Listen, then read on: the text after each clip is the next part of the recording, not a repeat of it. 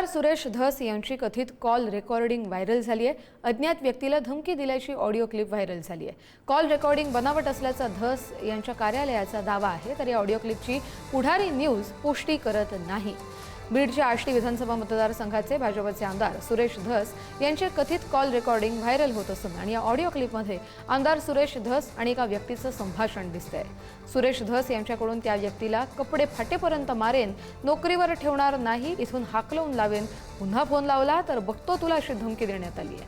मात्र ही call recording बनावट असल्याचा दावा करत हे आम्हाला बदनाम करण्याचं षडयंत्र रचलं जातंय असा आरोप आमदार सुरेश धस यांच्या कार्यालयाकडून करण्यात आला आहे। हॅलो, हा नमस्कार अण्णा।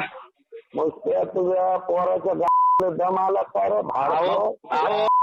तुझे कसा अहो ते दलिंदर त्या दिवशी मी इतक्या शिव्या देऊन तिथून आणला अण्णा तैशेल पासून आई मायवर।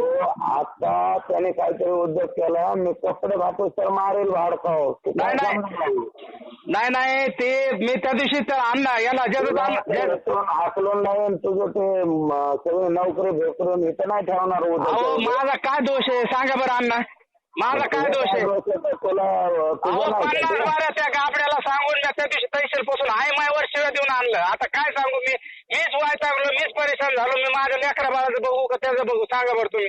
ते आत्ताच्या आत्ता जायचं, ते 1 तासाच्या आत तू परत मला फोन नाही केला तर मी तुला बघतो जातात। आता काय मी काय करू सांगा बरं फोन?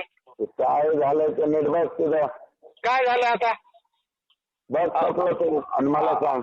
मी परेशान झालोय अण्णा, मीच इतका परेशान झालोय। माझ्या मागं दुखणे, माझ्या बायकोच्या मागं दुखणे, माझ्या पोरीचं लग्नाचं मी बघतो। मी तुमच्या पैसे तुम्हाला सोडून मी जाणार माणूस आहे का सांगा बरं? माझ्या रक्तात तुम्ही 30 वर्षापासून तुमचा मला बाकी नको सांगू। मी 30 वर्षापासून तुमचा माणूस आहे का नाही? फोन नको करू, हा मला फोन नको करू। काय झालंय ते बघ। बरं थोड्या वेळानं करू